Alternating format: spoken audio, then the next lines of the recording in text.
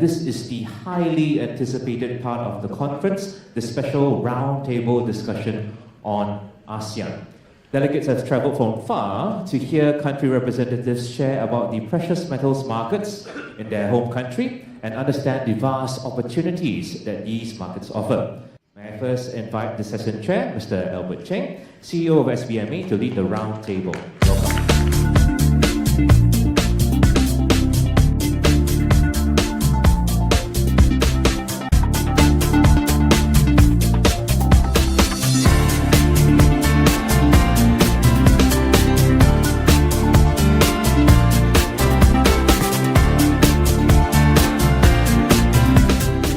You have received our brochure. Our mandate or our motto is developing, driving, and connecting ASEAN bullion market. That's what SBMA set out to do from the beginning. And what is more important is to bring transparency to this market, which it is kind of not available at the moment. And the SBMA going forward is to try to bring the ASEAN market to the global world, and also bring the global world to understand the ASEAN market here.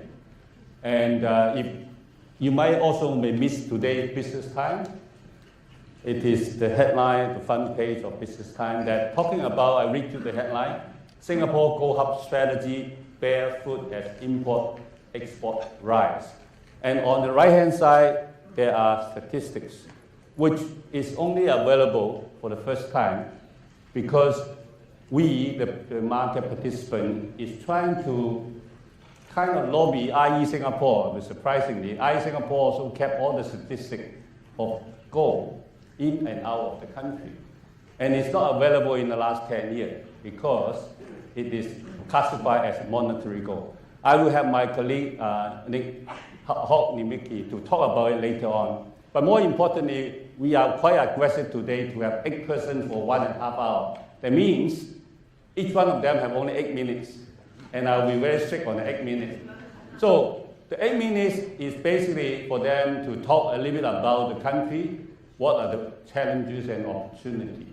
Now it's not for 8 minutes to talk about a country and the opportunity of the country in just short space of time. I basically want to introduce every one of them on the stage that please, after the session, go and talk to them, not today, but continuously in the future. These are the people that can connect you to their country, to their market. And I think very importantly that if ASEAN is plugged into the global market, to China, to India, and have an actual physical flow and trade flow between this country and the rest of the world, that is the objective of SBMA. Without further ado, I will have my colleague, Hok Nimiki, to talk about an overall ASEAN picture to all of you first. Nick, please. Sorry, Hok.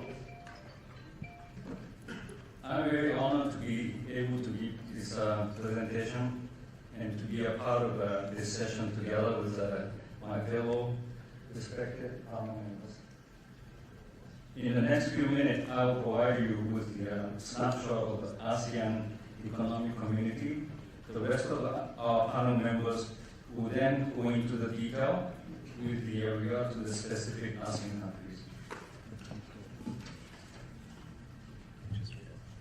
The launch of the ASEAN Economic Community on 31st December 2015 was a major milestone in ASEAN's regional economic integration agenda. It created 7th largest economy in the world in terms of GDP and has a population of 625.5 million.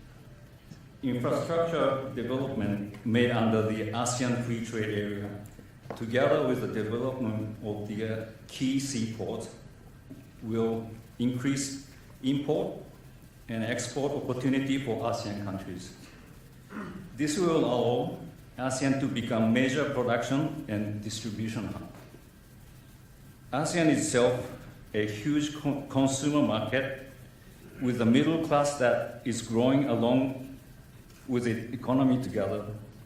As a result, wealth among this group of people will increase. Let's talk about now is a little bit about this, the gold market itself in ASEAN. ASEAN does not only have gold importing nations, but there are also nations that export gold collected as a scrap or from the byproduct of mining.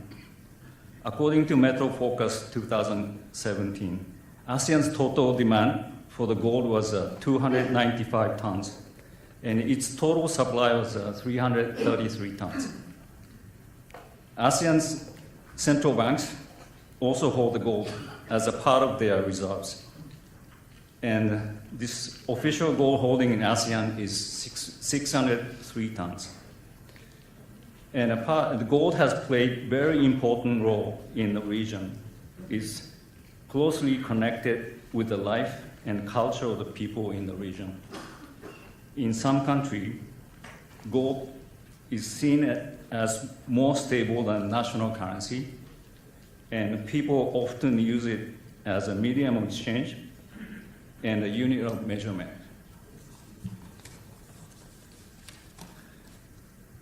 In general, the people in this region like to buy gold jewelry for the special occasion and also for the storage of the wealth. In a rural area, people often convert their excess money into gold and store it for the rainy days. People can resell the gold to a jewelry shop when they need money. At the same time, they visit pawn shop for the short-term money borrowing. Besides the demand of the jewelry, the political global uncertainty are also prompting people to invest in gold. Dinar coins are well received by a couple of countries as a form of savings and are even used as medium of exchange. Gold has also evolved with the time and has created new demand and the participant. Let me touch on some of those new developments. Sharia standard on gold. The introduction of this Sharia standard on gold set out clear guidelines for Islamic investment in gold. This is expected to spur the development of new investment asset class, and Islamic banks and other financial institutions should be able to expand their customer base with a new product created under the guidance of standards. This also has a potential to make Malaysia and Indonesia as a gateway to ASEAN for Islamic investments from the Middle East and the rest of the Islamic world. Next to India, ASEAN Free Trade Agreement. Gold jewelry import from ASEAN to India has surged as a result of the India-ASEAN FTA, which came into effect 2010. The uncertainty of the key reserve currency and weak Asian currency. According to the IMF, the ratio of US dollar to a foreign currency reserve in each country has experienced a long-term downtrend. Since it peaked 73% in 2001, went down to 60.9% at the end of March 2014. Uncertainty in the international monetary system is creating more demand for the gold. Additionally, self-centered behavior of the certain developed countries is creating more uncertainty in the global currency market. The other part, a new generation of the gold investors. Gold has been becoming more popular among the younger generation, with always connected to the internet.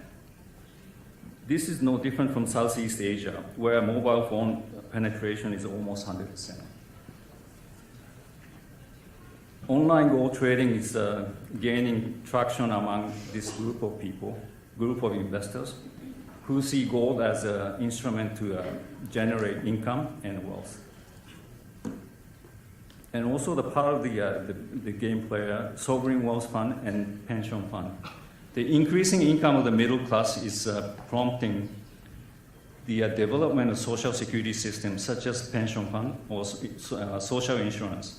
As a result, the diversification of such portfolio into different asset classes, including precious metal, is becoming more common.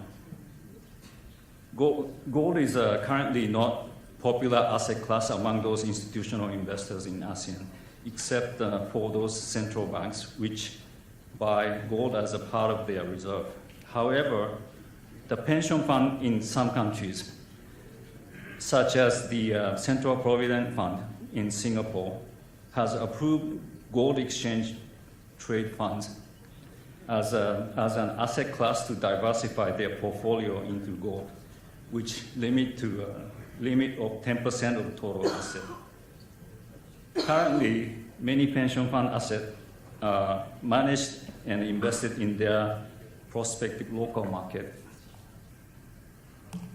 This chart is what Albert was mentioning, and previously the non-monetary, the whole categorized as monetary gold before, but now it's segregated those two into non-monetary gold. It's two H's called. One is 710. I mean, you can read it, but this is the number actually now available through IE Startling, and this.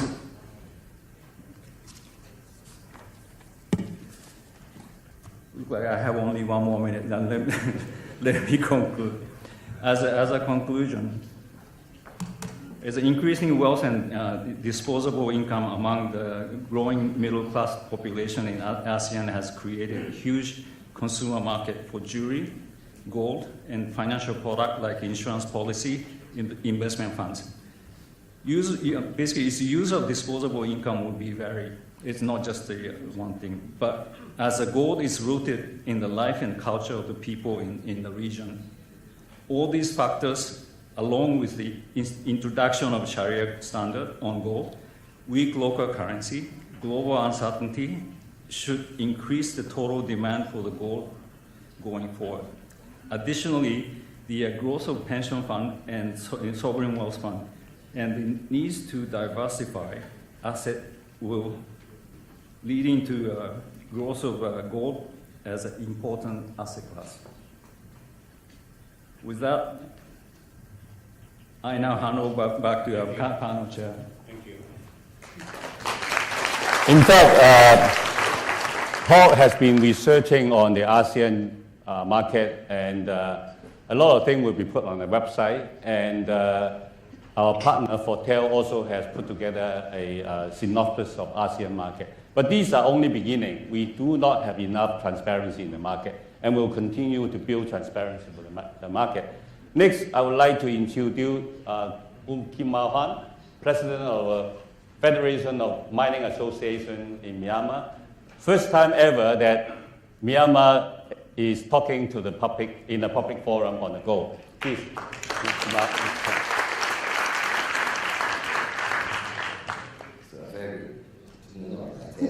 So because the time is 11 time, so to first introduce the country and by myself.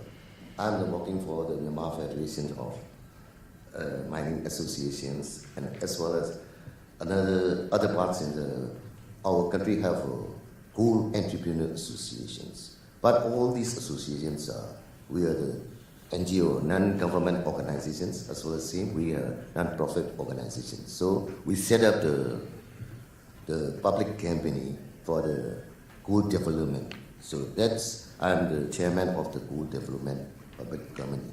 So that's why the first introduced to why are we coming to attend in this conferences. So our country is now the political map also changing. Our country is going in the democratization period. So that's why all the economic sectors are changing through by according our the country laws. The new laws and regulations are now reformed and implementation period. So that's why the economic sectors are not to come to boom in this moment. That's why the good sectors, we have a favorable geological characteristics in our countries. So we have two sources. The one is for the national resources, and it's the national resources.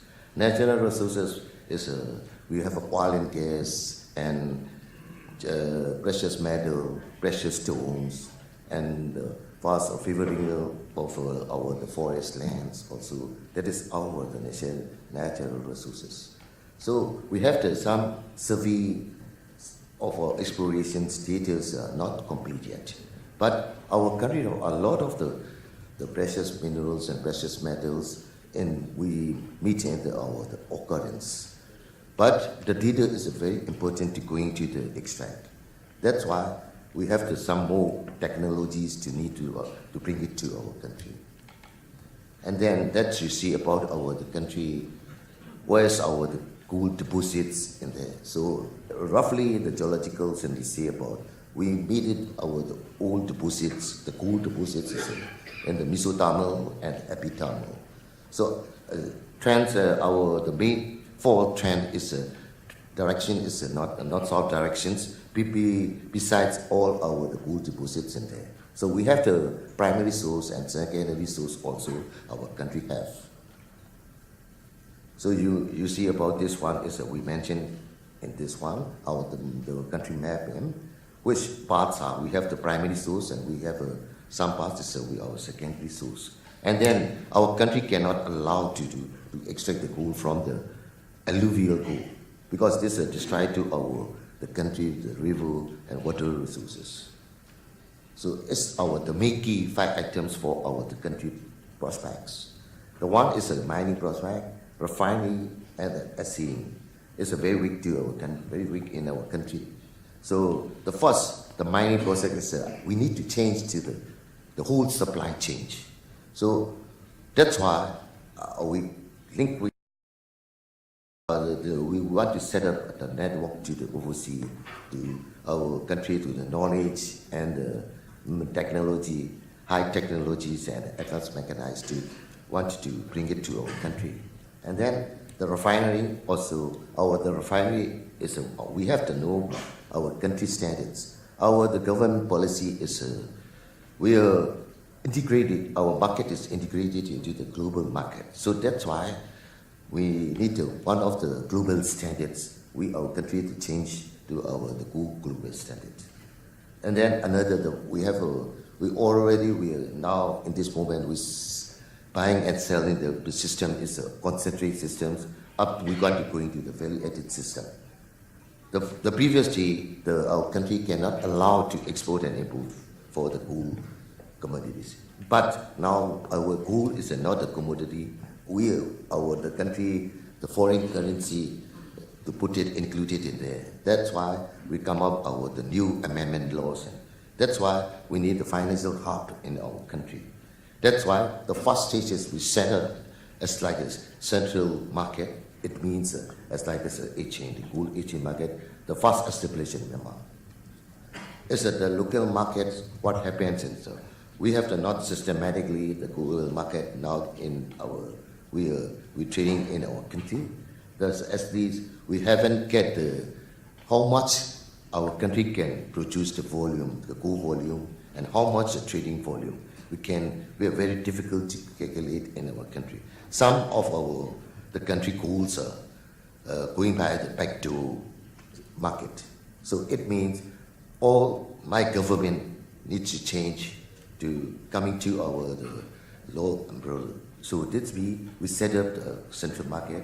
So that is approximately and roughly how much we produce in Myanmar and how was the turnover the market in Myanmar. That's you see. And then this circle is a very estimately for this one. The whole products are 100%. The 60% is we are still value. Still value means our country, the banking system, so our public cannot justify in the banking system. So that's why all they put it in the store value of the pool. Jewelry and value added is that you see about the store saving, store value. Jewelry is mostly the consumption is too much. As other is our country religious artifacts, and we use it in some a little is a miscellaneous use for them. So what we need our country products. This according to the ASEAN Economic Community, the blueprint. Our country product is we want to compete to the overseas products. It means we set up our country in the competitive economic regions in our country. So what's the standard? We follow up the ISO or OSHA or RM. So this which standard we are going to meet with the standard. So investors, the mining investors is 400 plus in our country. The 93% is a small scale and the 7% is the large scale mining. Now we are producing. So that's the produce and the system is production shares with the governments and like that. So technical and knowledge partnership in the refinery and assurance, our products, how to go into assurance. That's why we need accreditation bodies from the overseas. And what we get the benefit. Our country have a law, the foreign investment laws. Also we not it about the mining law is now regulations is waiting for them. All the amendment. 1994, the previous days, government is all belongs to the mining sectors. Now the handover in the 1997 up to now is going to the private sectors. So that's why some laws and regulations are not aligned in the update. So that's why we reform the new era. That's so we want to. We are the fresher in this APPMC. So that's why we want to participate all the overseas link, and we are going to attend in this conference means we want to link with the network for the other overseas. That is our aim, and we attend into it. All thank you very much. Thank you, President. Basically, I hear two messages. One is they welcome foreign investment into the whole ecosystem of the country, and they are willing to sit down and talk with you. And they have 17 members in the delegation. Please talk to President and the rest of his team. Thank you. Next, I would like to invite Mr. Witakon Koni Pumasa. I know his father 20 years ago. Now I see his son taking over his business. And he's going to tell us a little bit about the Laos market. Cambodia, he said next year. He will talk about Cambodia next year. But let me introduce Mr. Pumasa to talk about the Laos market. Thank you. Okay, let me start with saying Sabadi, means good morning to everyone. And first I wanted to say thank you, Albert. Thank you so much. Albert has been a friend to our family for more than 20 years. And he's one of the first Singaporeans, that been to Laos back 20, 30 years ago after the end of the Cold War. And thank you so much for your bold decisions. I think a lot of people at that time, after the Cold War, a lot of bad news coming up from Indochina. A lot of people scared to go to Laos. But Albert decided to go to Laos during that time. So thank you so much on that. I think you guys know a lot about big countries like Thailand, Singapore, Vietnam. I guess this is one of the first time that you heard about Laos. In fact, when I came to Singapore about 20 years ago, I asked young kids, hey, Laos? And very few people know where's Laos, And when they study abroad, I told them that I came from Laos, and they said, where's Laos, A lot of people still doesn't know where's Laos right now. Okay, and I'm glad right now a lot of people know more about Laos. So Laos is quite a small country in ASEAN, but we are bordering with the big countries like China, Vietnam, Thailand, Myanmar, and Cambodia. And fortunately for us, for the past 20 years, okay, we have one of the highest growth economy in the world. No one can beat China's. We are second. Okay, average growth for Laos is about 8.5. For past 20 years. So, and then what drive Laos grow, okay, is the foreign investment. So we have big investment in energy, and we also have big investment in mining. So the gold productions in Laos for past 5 years from the mining sector in Laos average about 15 tons to 25 tons a year. You know, we have about 2-3 big investment from 2 from Chinese and 1 from Australia doing big mining operations in Laos. And we also have about 30-40 small mining scale in Laos. So basically, you know, we are a small country, you know, a small market, but we also have a high growth. So like many other countries in ASEAN, you know, it's I think it's the traditionals of the ASEAN people. We still value gold as a traditional saving mechanisms, you know, and also many big procurements. Like sometimes here when you go buy a car, all right, they would quote you in how many grams of gold, you know, or when you buy big lands, you know, sometimes they price you in gold. And also many of Lao people itself, you know, ourselves, we also you know, invest in gold instead. A lot of people, you know, having gold, and that still happen in Laos. You know, we buy a gold bar and we dig and put it under the ground. You know, that still happen in Laos in some rural areas. You know, we don't put money in bank yet. You know, but we still buy gold and put underground. That happen in Laos. So and you know, and in Laos on the consumption of gold itself, it's very hard for us to come up with the accurate figures. You know, because yes, I mean, for our community, we do import gold from outside of Laos, gold bar. But on top of that, you know, we also have small scale of gold mining operations in Laos. And those gold mining, they do the extractions and they sell the gold into the markets, you know. So from our estimation itself, you know, I think the consumption of gold in Laos, you know, plus the importations and plus the small extractions in Laos, you know, we expect that to be about 10 tons, you know. And then since in Laos itself, you know, we also do a lot of investments. You know, people still put money on gold, you know, for investment. So we estimate that the gold is investment in trade is about 8 tons a year. All right, and then it come up, you know, this division of gold demands, you know. So I think it's well for 60% of that consumptions, you know. Jewelry sales about 35, and so we have some small scale factory jewelry factories in Laos, and also some diamonds factory in Laos, you know. So that about 5% would use that gold for industry. In Laos itself, okay. So I mean our gold price, you know, it's very closely reflect the fluctuations of the gold markets, you know. Okay, our company itself, we provide the gold to the markets, okay, and the price of our gold that we supply to the market, it reflects the change fluctuations of the gold in the world gold market. So the price of the gold shops in Laos, you know, may change many times in a day. So it depends on the fluctuations of the gold. And on top of that, you know, our company itself also we are providing what we call, you know, speculations and investment of gold. You know, we're trading gold on margin. So we also provide gold. So we have about 20 accounts, not much, about 20 accounts that do the tradings of gold and do the speculations of gold on using our platform. But on the other hand, okay, the importations and exportations of talking about investment gold, right? The gold bar itself is still strictly controlled by the governments. And then the government still impose, you know, 10% tax, okay, on the tariff of the gold. And then we also impose about 10% on value-added tax, GST, you know.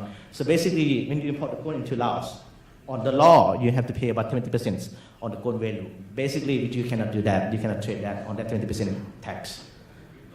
So on top of that gold, you know, the government itself, we still encourage, you know, the further investments on the gold minings in Laos. So, okay, from the initial surveys that we have right now, I think the gold reserve in Laos about 500 to 600 tons of gold in Laos. You know, so we are looking forward for more investment into the mining industry in Laos, and so certainly that we have 4 major gold mining operations that invested by the foreign companies. All right. And then we have about 40s, you know, 40s of the small scale gold mining operations. So, okay, there is the format that given to us by SMEB that we have to do the SWOT for Laos. So I do that. So basically, you know, on the strengths for Laos, we have our own operations, you know, even though we also have the high growth markets, the demand of gold has been increased every year. On the weakness point, the tax in Laos is still quite high, right? And the government's still control on that. And then the opportunities in Laos itself, actually Laos gold markets are quite closely integrated with the other countries in the ASEAN. And then I have to tell you that, I know some countries bordering Laos, they still have some strict controls on the gold importations. So there's high border trades of golds, in some border areas in Laos. Okay, and then on the other side, like I told you before, the Laos market itself is still quite small compared to other countries, And then the trade itself, because right now there's still no firm tax rates on the golds yet. Okay, so what our company do in the gold market? So AF Gold is actually is one of the subsidiary of AF Group, which is we have bankings, we have the telecom operators, we have energy, a few other business. AF Group is one of the biggest companies in Laos, and we have a lot of business. So AF Gold is one of the subsidiary of the AF Group. So what we try to do right now? Okay, so by the way, AF Gold is only a licensed company in Laos right now that they are allowed to import and do the distribution of golds in Laos. And then we talk to the government that, hey, you're going to impose the 20% tax on golds, and no one going to import the gold into Laos right now. So then we talk to the government that you have to give us a try, right? So right now we are able to negotiate with the government that we pay special lump sum tax, for importation of golds, and then we have to report to the government regularly on the gold importation development. So we are only the company that do the reporting to the governments about the gold trading in Laos, and we're asking for special permissions on the tax rates. Otherwise, you just allow the smuggling, into the countries. So that's it. So I'm talking on that. So Laos, it's basically to conclude that Laos is a small market, high growth, right? And we still have a lot of opportunities, for gold minings and also for the border trade. Thank you. Thank you, Mr. Tomasek. I only remember one word from his presentation. There's high volume of border trade. Next, I would like to invite my good friends, my former colleague, Mr. Hun Jung Kai, to talk about Vietnam, please. Thank you, Albert. And today I have the honor to present about the Vietnam gold market, the market which I and Albert have been tightly been in contact for the past 20 years. And I think that also you have known about Vietnam. It's one of the country in the Southeast Asia, which is now in the way of development. So let's see what's about the market. So Vietnam is have to be a very strong retail investment market so far, and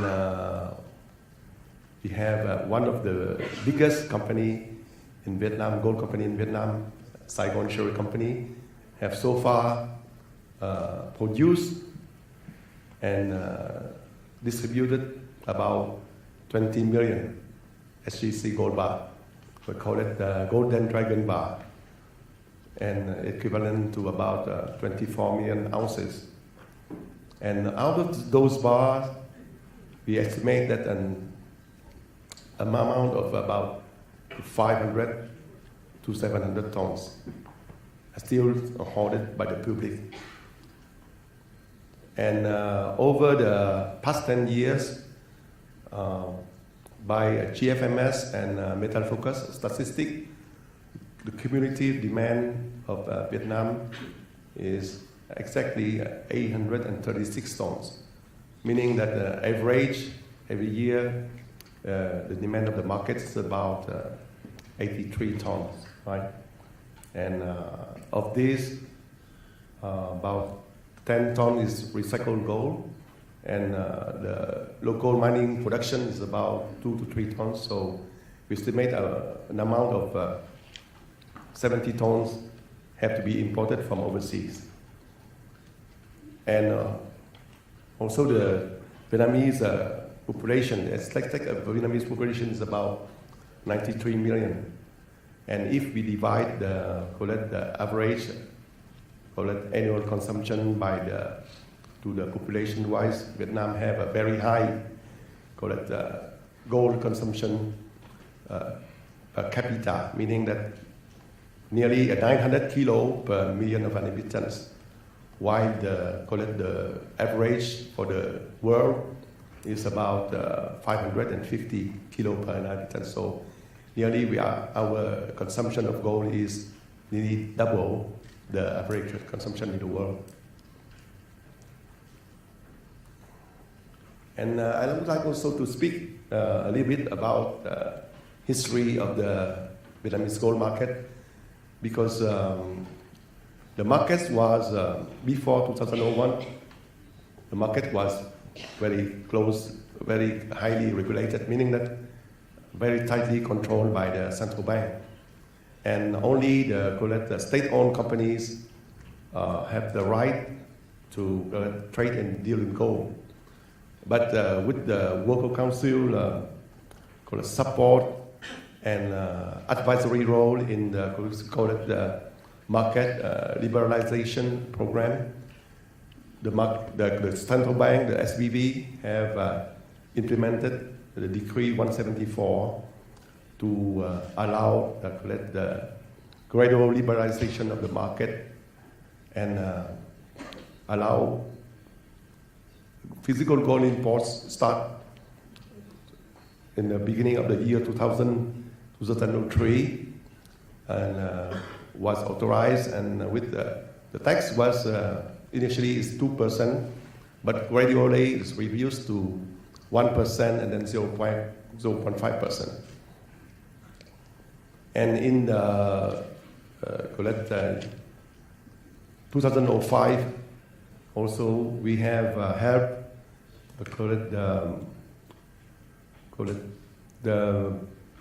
one of the biggest commercial banks in Vietnam, ACB Bank, to set up a gold trading floor, and let's just call it start the gold machine trading in Vietnam.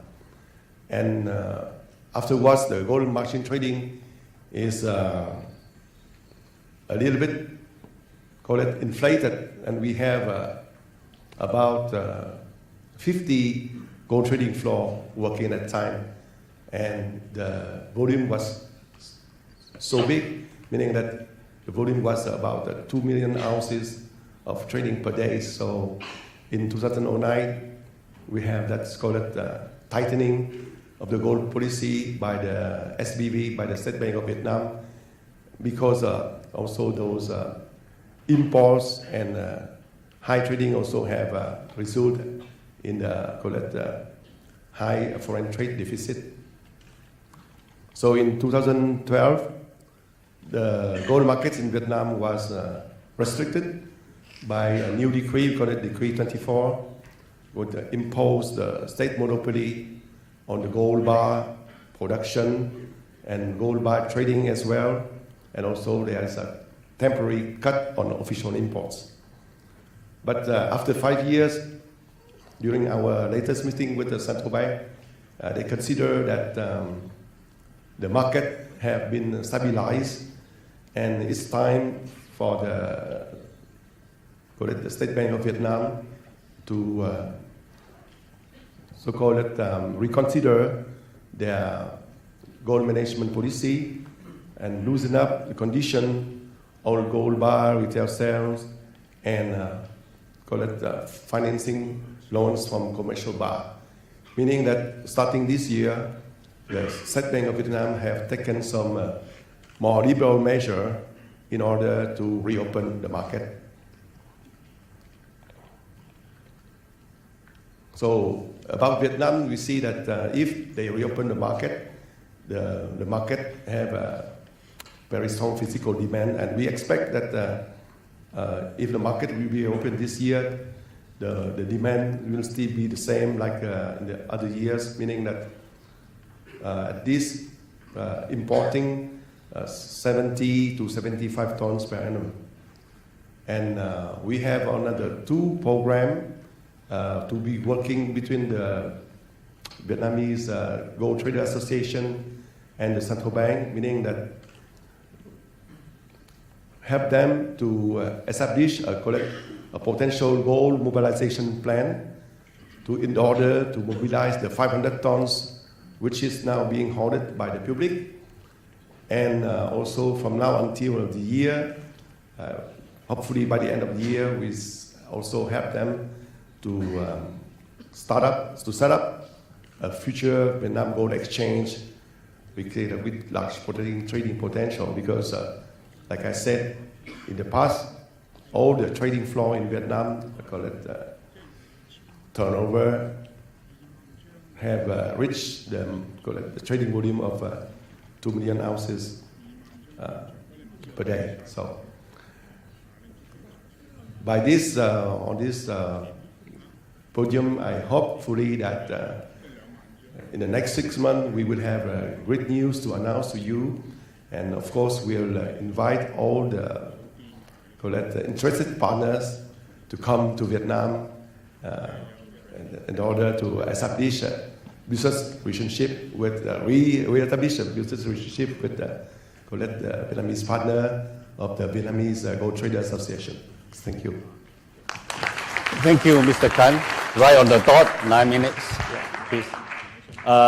Vietnam, no doubt, in the last 20 years has gone through ups and downs, open and closed. But the good news about it is going to open again. So when we'll have yet to see.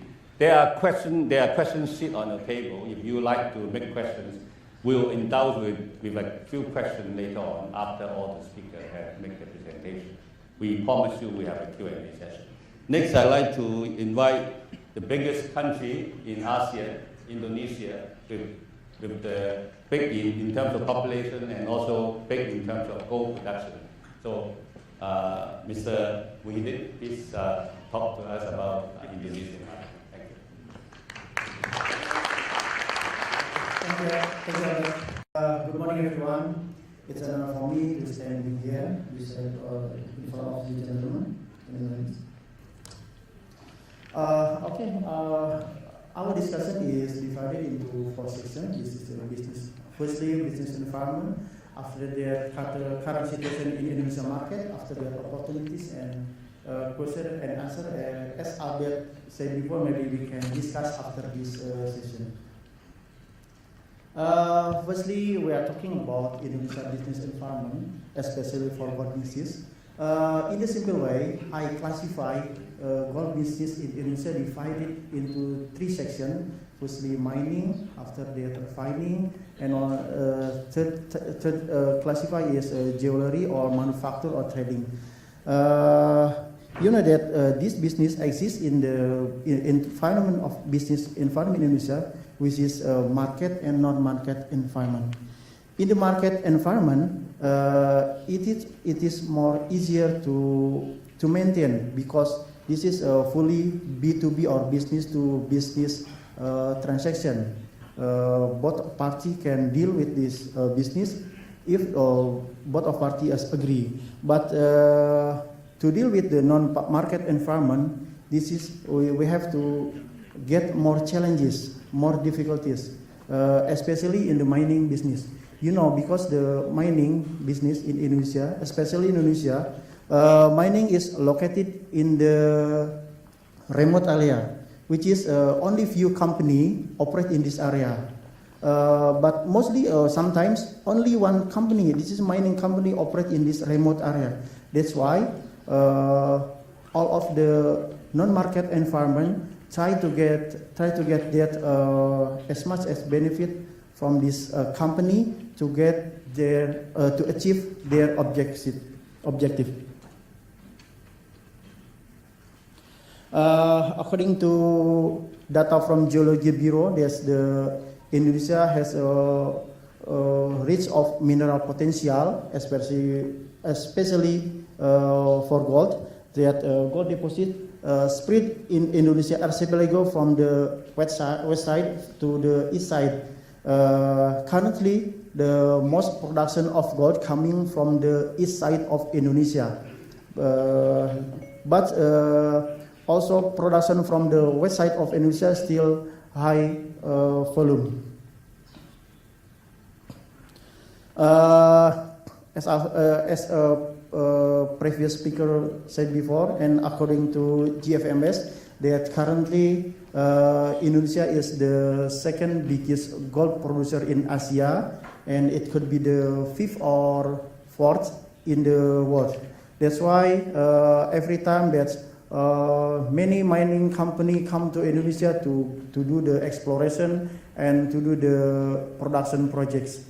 And now in Indonesia, there are our government has a regulation that the mining company which is still in exploration stage can list it to the stock market. Next this is our production from our refinery. You know that even though the gold production is more than 100 tons per year, but logam mulia production is only contribute to about 40 tons per year. The reason why is many gold coming from India still in the form of gold concentrate, which is contained in the copper concentrate. This production, this gold coming from large mining and also from small and medium enterprises. And I give you a brief information about the mining policies in Indonesia. You know that since 2000 and 2009 that our government has issued a new regulation about the mining for coal and the mineral mining, which is the important thing is this: all of the mineral deposit in Indonesia must be processed in Indonesia. That's why metals, especially including gold, cannot export to abroad, to the other country outside from Indonesia. Otherwise, it can fulfill the minimum requirement. For example, for gold can export from Indonesia to the export to the global market if the gold contained in the bullion is more than 99%. And also there are obligation for the mining in Indonesia to process their material in Indonesia. This is a Indonesia gold bullion industry, especially for gold. There are 4 kinds of gold producer in Indonesia. Firstly is gold mining. Currently, gold mining process their gold bullion to our refinery to produce gold, silver. After that, we sell that gold to the both of domestic market and export market. Other kind of gold producer is artisanal or small scale mining, which is they can process this by their own, and also they can produce in our refinery. But the challenging in the artisanal mining is how to regulate them in the good operation, because this is very important for us to do the mining operation to fulfill all the government requirement. Other thing, gold sources is from scrap, especially from jewelries, and also as I told before that gold which is contained in the copper concentrate.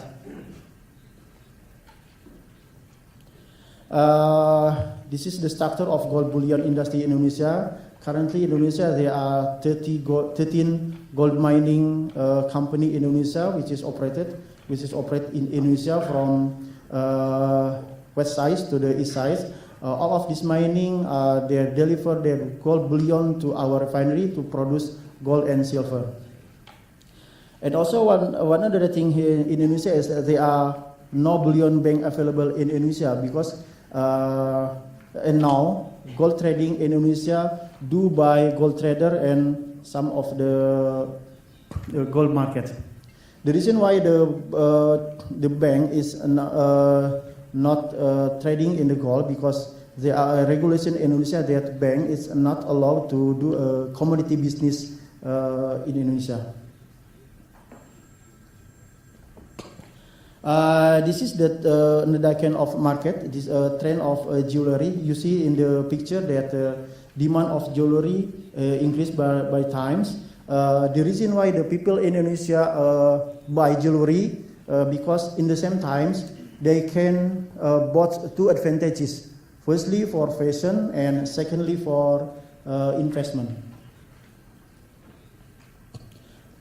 And this is some opportunity if you would like to invest or to do business in Indonesia. Firstly, you have to collaboration, and you have to do with a local partner. And another thing is you have to understand about the regulation in Indonesia.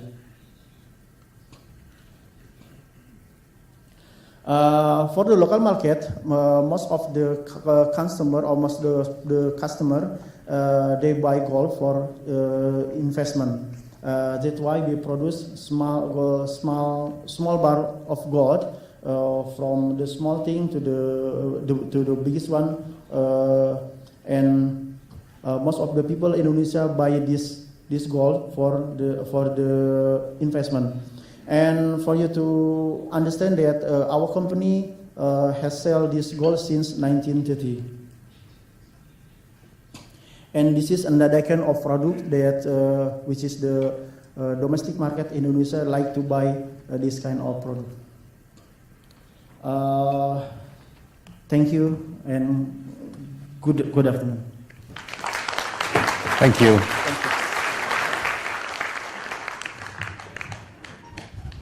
Next, I would like to invite Mr. Ermin Siu, President of Federation of Gold Smith and Jeweler Association in Malaysia. Thank you. Thank you, Mr. Albert. Good afternoon, everyone. I hope after so many speakers bombarding you with all the figures, you are still awake. My presentation will be very simple. I will talk about the gold market, the precious metal market in Malaysia. I will divide it into two categories. One is the gold finished jewelry market, and the other one briefly on the gold bullion market. The gold finished jewelry market in Malaysia is, in the retail scenes, is predominantly 22K or 916 gold. I estimated this take up about 90% of the retail markets. And of course the balance is 18K, either yellow or white. And we have also 24K gold. In fact, with the recent influx of tourists from China, we are seeing a trend that we are selling more and more 24K gold in the market. The estimated domestic market size, approximately 20 metric ton a year. This is slightly different from what the survey or the report published by Metafocus. In their last year's report, they reported that it's about 15.5 metric ton. And GFMS actually reported about 13 metric ton.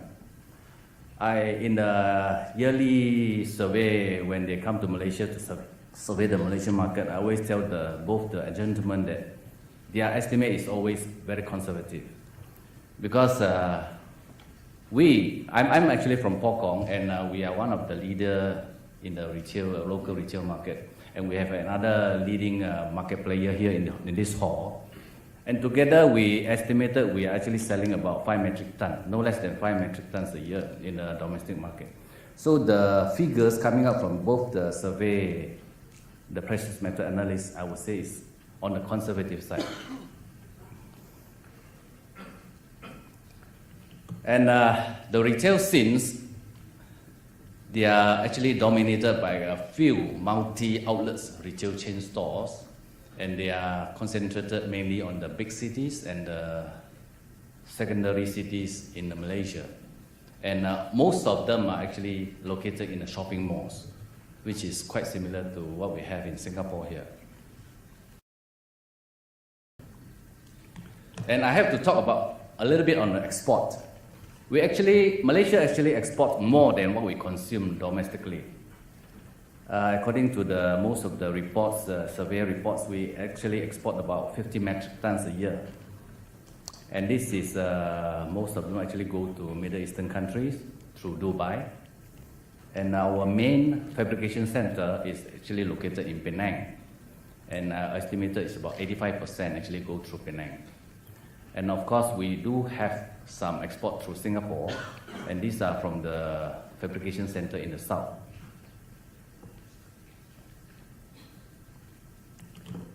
About the gold bullion market, as most of you are probably aware, Malaysia used to be one of the most open and the least regulated country as far as gold and jewelry trading is concerned. In fact, prior to 2015, there is no import duty, no surcharge, no tariff whatsoever coming into Malaysia. But in April 2015, after a few postponements, the government finally introduced the much dreaded GST. Yes, in April 1st, the government introduced the GST, and we have some, after some actually a strong presentation from the trade, the government relented and actually give some exemption to gold bar coming into the Malaysia to be exempted with some condition. That is, they have to be LBMA accredited, and they will enjoy exemption from the GST. But the good time didn't last. Last year, January 2016, the government made some amendments to this exemption to the import of gold bar. And these new amendments stated that the exemption is only allowed for investment purpose. That is, the importation of gold bar for investment purpose will only be exempted. And this is also with some conditions attached. And for those gold bar coming in as a raw material for fabrication, it will be standard rated at 6%. These new amendments actually rendered one of the main importers to suspend trading of gold bar, of course pending the appeal. At the moment, the bullion market in Malaysia is actually more like a monopoly at the moment, and I'm sure some of the bullion house and bullion trading company knows about it. And my estimate is the total import of gold bar into Malaysia averaging about 20 metric tons a year. These are some of the statistics I managed to get from our statistic departments. For the last 3 years, the jewelry export is in the regions of about 6 to 7 billion in ringgit term. If you look at the 2015 and 2016 figure, there seems to be not much of a difference. But if you consider the depreciation of ringgit since 2016, we have actually exported less and less. And this is the figures for bullion imports into Malaysia for the last 3 years. And I have converted it from the ringgit to the metric tons. With 2014, 70 tons, and 2016, we have about 55 tons. And this declining of imports probably has a lot to do with the GST implementation. So what are the opportunities for these gold bullion market players? We are a relatively small market, and at the moment we have really very few players in the market. And comparing to quite a few of our ASEAN partners or ASEAN countries, we are relatively open and easy to go in. I'm sure you have some of the other questions, and I welcome you to raise the question as far as the regulation and also some of the limitation and condition attached to the GST implementation into Malaysia.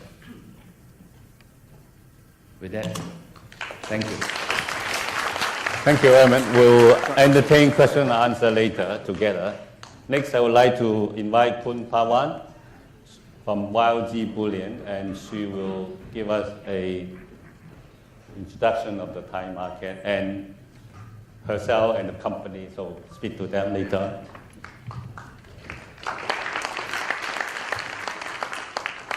Thank you, Mr. Albert. Good afternoon, ladies and gentlemen. Considering I'm coming from the gold market from Thailand.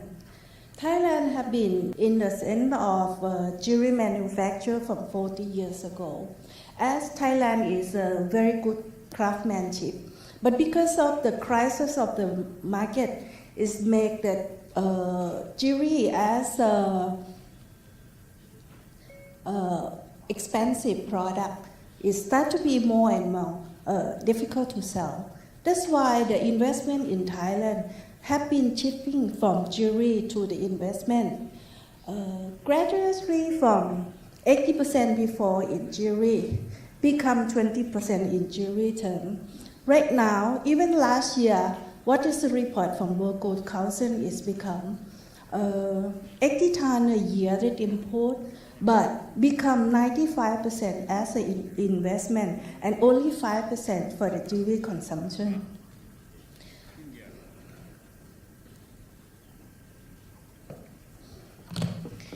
In terms of gold in Bangkok, mostly people they are buying gold before because of for investment. But the term of investment is including people who like whatever they have the money left, they put wealth in the gold, increase the wealth by jewelry, can use, and after that they can return. To be buy and sell in Thailand is like a normal. Whatever you buy, you can sell on the market price. But the greatest growing of Thailand is because of Gold Association and the governor try to hold hands together, try to reduce the tax, because on 2001, the tax in Thailand was 35% income, VAT, import tax. And after that, the jewelry people, they try to discuss with the government that if to be competitive in the market, we have to be reduce the import tax to helping the business people to growing. Step by step, the import tax reduced from 35% to 5%.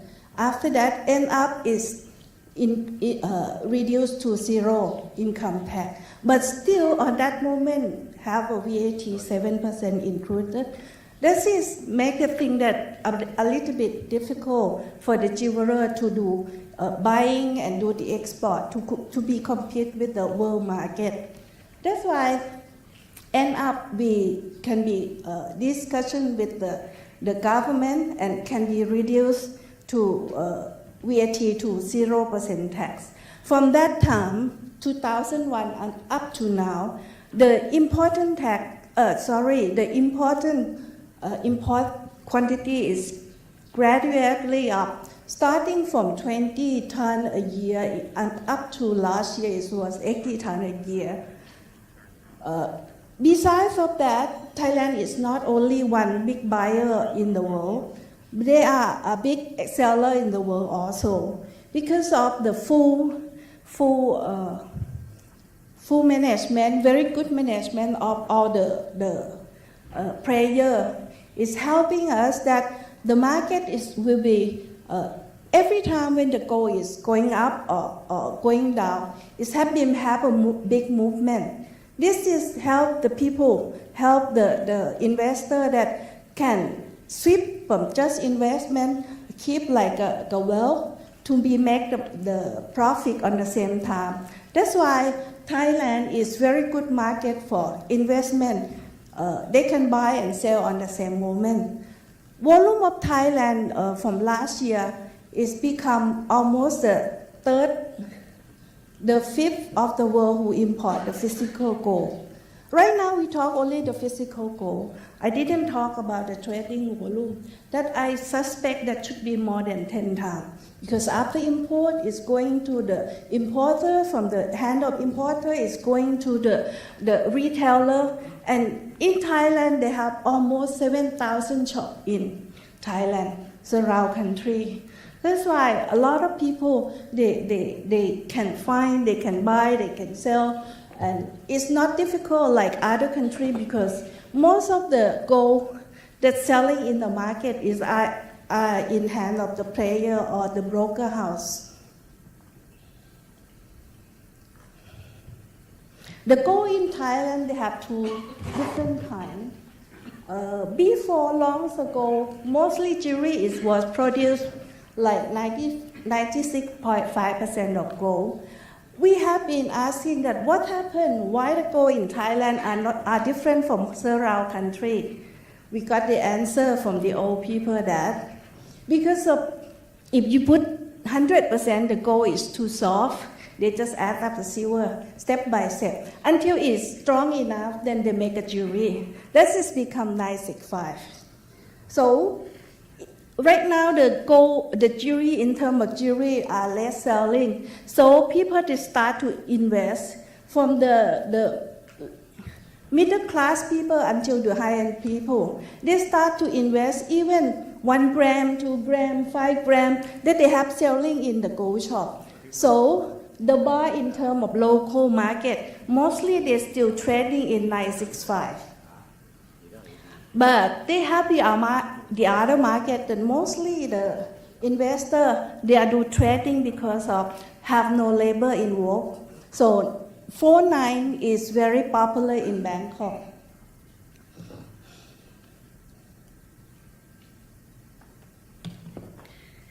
This is the product that they have in Thailand.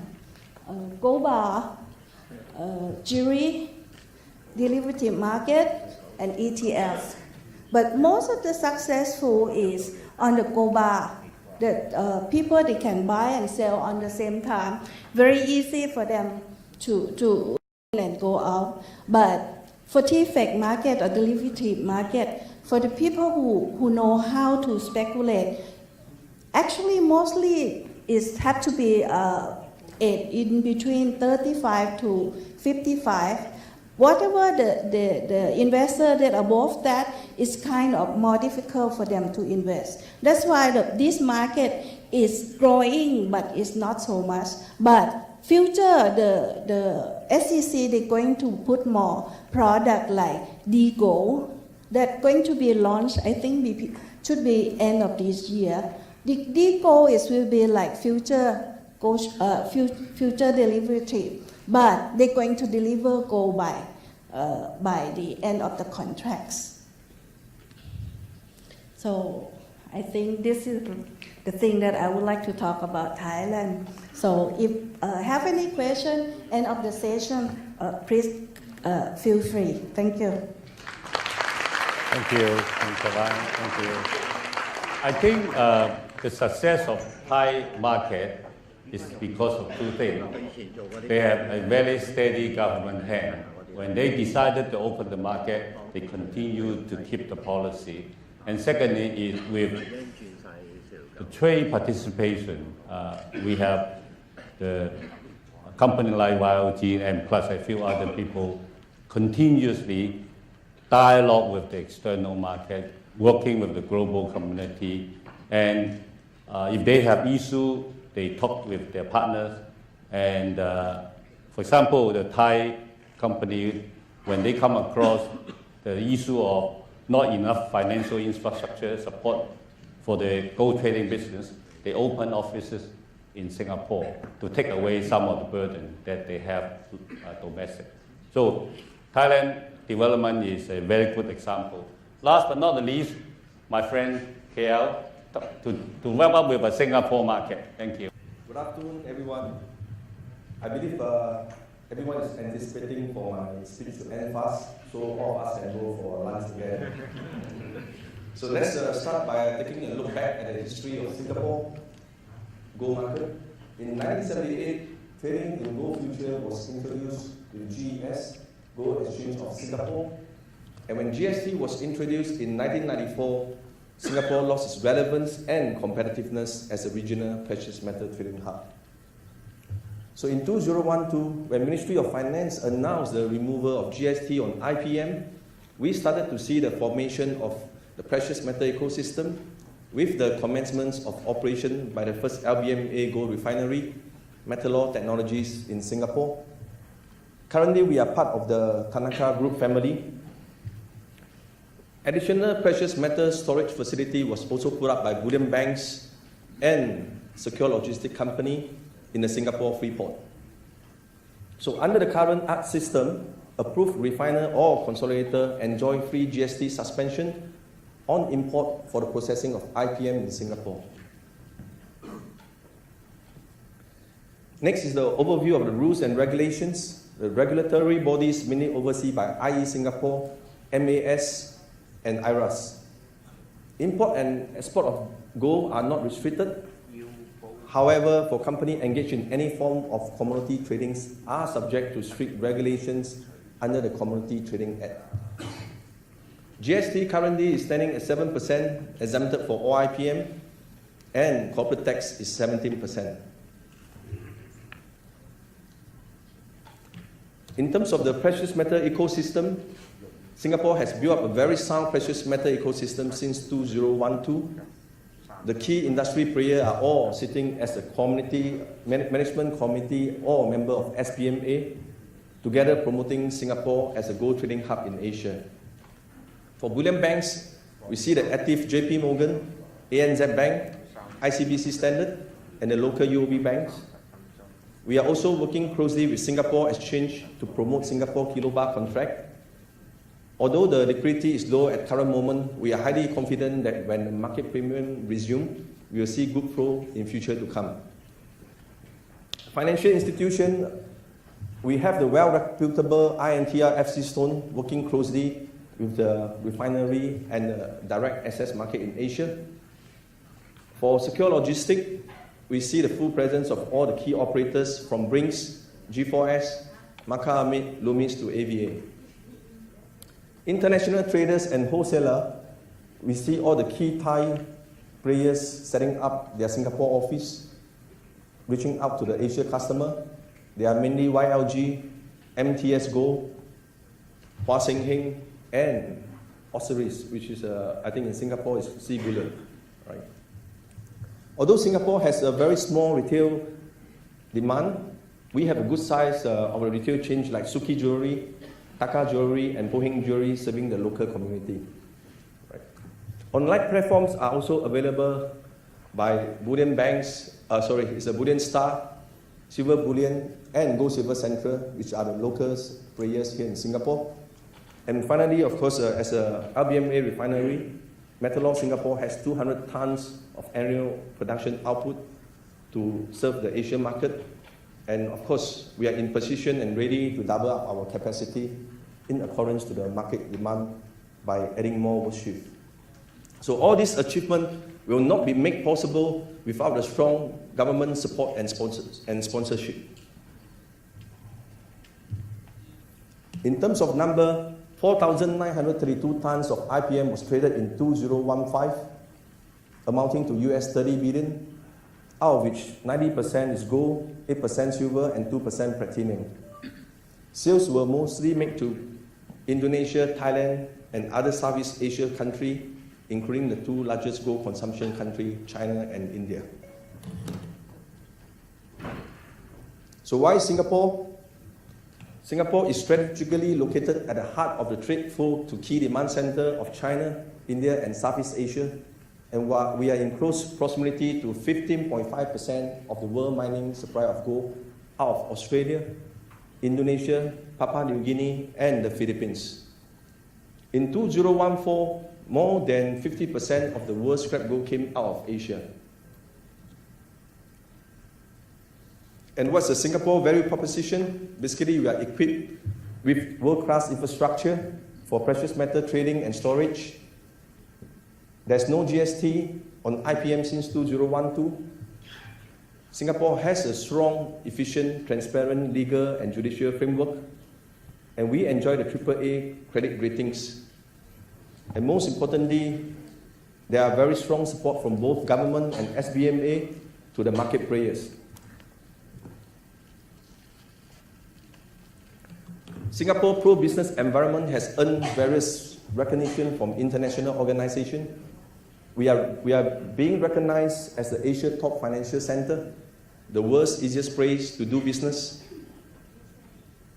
among the top 2 most competitive countries in the world, the best business environment in Asia and worldwide, and finally, the most network-ready country in the world. So last but not least, friends, of going forward, with the setting up of ASEAN Economic Community, this provides an opportunity for SBMA to create a seamless regional market and production base. And finally, Singapore to be positioned as a conduit for the ASEAN precious metal business, connecting to the global bullion players, making Singapore the Asia-Pacific precious metal trading hub. Thank you. I do have one question from the audience. This question addressed to Erman Siu about your GST. You invite for question on GST and they ask you, how do you qualify import gold for investment? How to qualify that? And any limitation? Any limitation on the qualification? Or basically, tell us about the qualification for investment purpose gold. As far as the custom is concerned, it is the onus on the importers to tell them the import is for the investment or for fabrication. They have to actually serialize the imports. If it's for investment, you have to actually submit, in your importation document, this lot of import of gold bar is strictly for investment. And you have to submit a monthly report to the relevant authorities so that they can have some sort of audit trail. I mean, physically, there's no difference whether it's for investment or for fabrication as far as we are concerned. But for the custom, for their purpose of audit trail, they need the importers to actually give them a list of the serialized gold bar, which is for investment. And then they have to submit the monthly report, who they sell to. So do I answer your question? It's after the fact, after you sold. Yes. Record. Yeah. In fact, there's another condition imposed on the importers if they want to import the gold bar, the IPM, for investment purpose with exemption. You have to apply for a bank guarantee. You have to provide a bank guarantee. And the amount is actually based on your estimated import value, either per week or per month, depending on your frequency of import. This is the bank guarantee you have to provide to the customer in order to get the permit to enjoy the exemption. Oh, this question addressed to me. Would you like to know the commercial tax rate in ASEAN countries for gold bar by each country? Wow. I would have all the experts here to answer you. From Singapore, investment grade gold bar, no tax. Thailand, Taiwan, 0. Erman have just told you investment grade gold bar for investment purpose, 0, right? How about Indonesia? 0. Yeah, Mr. Khan? 0.5 for investment. How about Laos? 10%. That means nobody will pay. Myanmar? 5%. And for Philippines, I think I might not know. Anybody know about Philippines? Any knowledge in the car? Philippines investment grade? No. Do you know Cambodia? Any idea? No. Next year we will talk about it. This question for Mr. Promasat.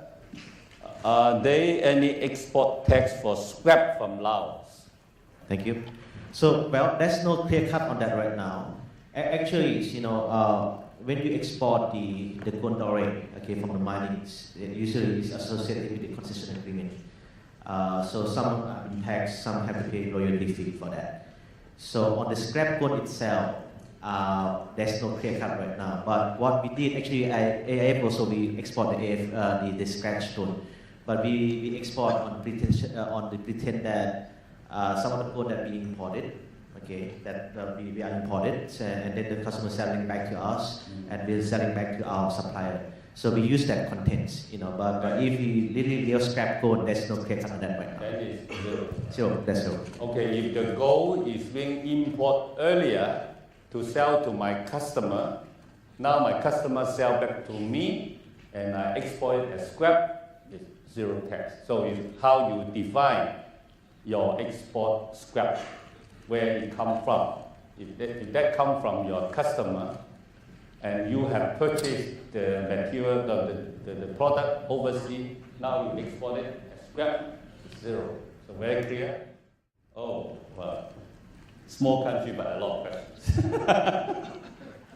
Is there any chance that import duty will exempt using free trade scheme?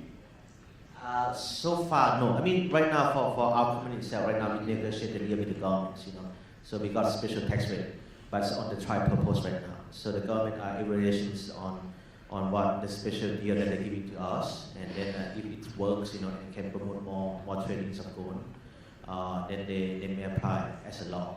But so far, no, right now, even for the free trade zone. I mean, if you come and use as as an industry for the export, that should be fine. But for domestic consumptions, no. Okay, thank you. For ASEAN country, or we specifically limited to Indochina. Currently, Thailand, of course, is a focus, is the main hub for Indochina business. And going forward, hopefully Myanmar, which will fit into Thailand, and Laos probably will also fit into Thailand, and Vietnam. I mean, either Vietnam itself become a hub, or you have to fit into certain other, either into Thailand and then come to Singapore, or you come to Singapore directly. I think these are all interconnected. ASEAN country, the 10 countries will be interconnected together more with each other, knowing each other better. I mean, sitting here, the panel, the 9 panelists here, I'm sure they do business together. But I also think that they may not know each other so well. So with this platform that we are creating, we are trying to provide opportunity for them to network, to talk to each other. And likewise, this time we have quite a number of delegates from China. China and Hong Kong are always looking at the biggest market, which is China. And because I was originating from Hong Kong, and a lot of China or Hong Kong trade actually always look north. They seldom look south. And I hope with this platform, with this opportunity now, I have all the people from the south. Please connect to the south and then move the trade in north and south. I think that's the purpose of this conference. And also we have participants from Australia. We have participants from as far as Ghana, from North Africa. They all want to move their product via Singapore to our consumption country. So hopefully this is the beginning of our engagement process, and we have been very privileged to put together a distinguished panel, and all of them, I have to use a lot of persuasion power to bring them together and sitting here. And please give a round of applause to our distinguished panelists. And thank you very much for coming.